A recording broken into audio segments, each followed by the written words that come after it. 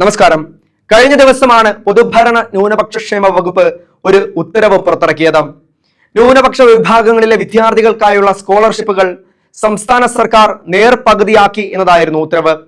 സാമ്പത്തിക പ്രതിസന്ധി കണക്കിലെടുത്ത് പ്ലാനുകൾ 50% വെട്ടിച്ചുരുക്കുന്നതിന്റെ ഭാഗമായാണ് ഈ നടപടി എന്നായിരുന്നു വാദം. ആനയെ വാങ്ങാൻ കാശുണ്ട്, എന്നാൽ തോട്ടി വാങ്ങാൻ കാശില്ല എന്ന് പറയുന്നത് പോലെ എന്തൊരു വിരോധാഭാസമാണെന്ന് ഓർക്കണം. ഈ നടപടി മൂലം വിവിധ ഇനം സ്കോളർഷിപ്പുകൾക്ക് അർഹരായ പകുതിയോളം വിദ്യാർത്ഥികളുടെ ഭാവി തുലാസിലായി എന്ന് സാരം. മുഖ്യമന്ത്രിക്കും ഉന്നത ഉദ്യോഗസ്ഥർക്കും പറക്കാനുള്ള ഹെലികോപ്റ്ററിന്റെ വാടക ഇനത്തിൽ പോലും കോടിക്കണക്കിന് രൂപ ഖജനാവിൽ നിന്ന് കൊടുക്കുന്ന നാട്ടിലാണ് ഇതെന്ന് ഓർക്കണം. ഈ ഹെലികോപ്റ്ററിന്റെ വാടക ഇനത്തിൽ 9 മാസത്തെ വാടകയായി 1-2 7.20 കോടി രൂപയാണ് കൊടുത്തത്. അപ്പോൾ ഇത് കേൾക്കുന്ന ചിലർ പറയും, മുഖ്യമന്ത്രിയുടെയും ഉദ്യോഗസ്ഥരുടെയും വാഹനം മുന്നോട്ട് സഞ്ചരിച്ചാൽ മാത്രമല്ലേ നാട് മുന്നോട്ട് വളരൂ എന്ന്.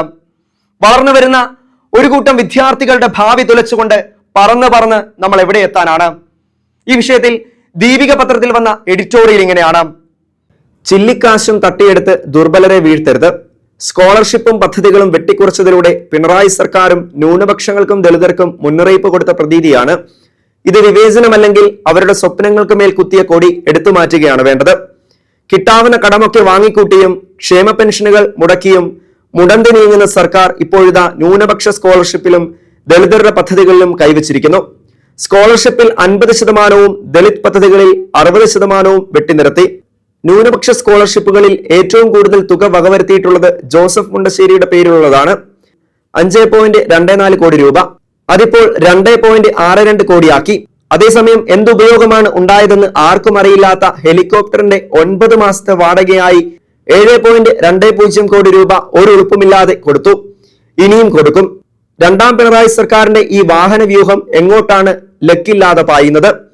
സാമ്പത്തിക പ്രതിസന്ധിയാണത്രേ ന്യൂനപക്ഷങ്ങളുടെയും ദളിതരുടെയും കുത്തിനു പിടിക്കാൻ കാരണം.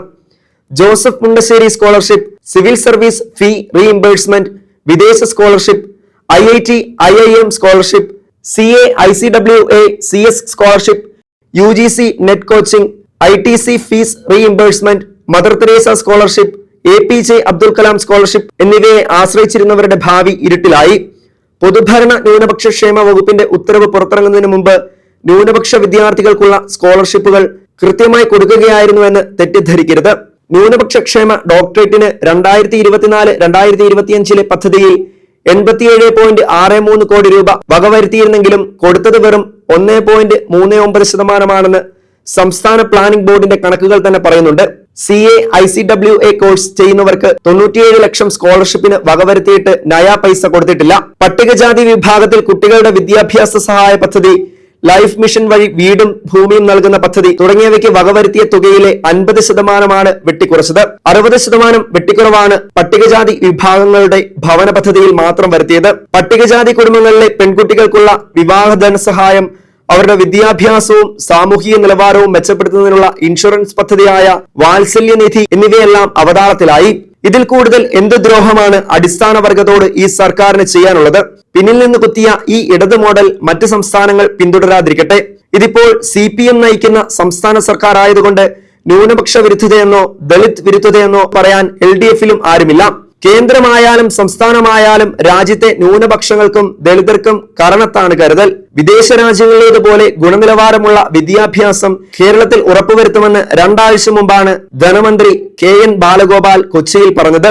രാജ്യാന്തര ഉന്നത വിദ്യാഭ്യാസ കോൺക്ലേവിലായിരുന്നു പ്രസംഗം. പിന്നെ കേട്ടത് ന്യൂനപക്ഷ വിഭാഗങ്ങളിലെ വിദ്യാർത്ഥികൾക്കുള്ള സ്കോളർഷിപ്പ് അദ്ദേഹം പകുതിയാക്കി വെട്ടിക്കുറച്ചെന്നാണ്. ഇതിനിടെ വിദ്യാഭ്യാസ ഗുണനിലവാരത്തിൽ കേരളം താഴോട്ടാണെന്ന് സന്നദ്ധ സംഘടനയായ പ്രഥം പുറത്തുവിട്ട ആനുവൽ സ്റ്റാറ്റസ് ഓഫ് എഡ്യൂക്കേഷൻ റിപ്പോർട്ടിൽ പറയുന്നു. അതായത് വൃത്തിയായി വായിക്കാനോ കണക്ക് ചെയ്യാനോ പ്രാപ്തരായ കുട്ടികളുടെ എണ്ണം കേരളത്തിൽ കുറവാണെന്ന്. വായ്പ എടുക്കാനെങ്കിലും നിവൃത്തിയുള്ളവർ ഉന്നത വിദ്യാഭ്യാസത്തിനായി നാട് വിട്ടു കഴിഞ്ഞു.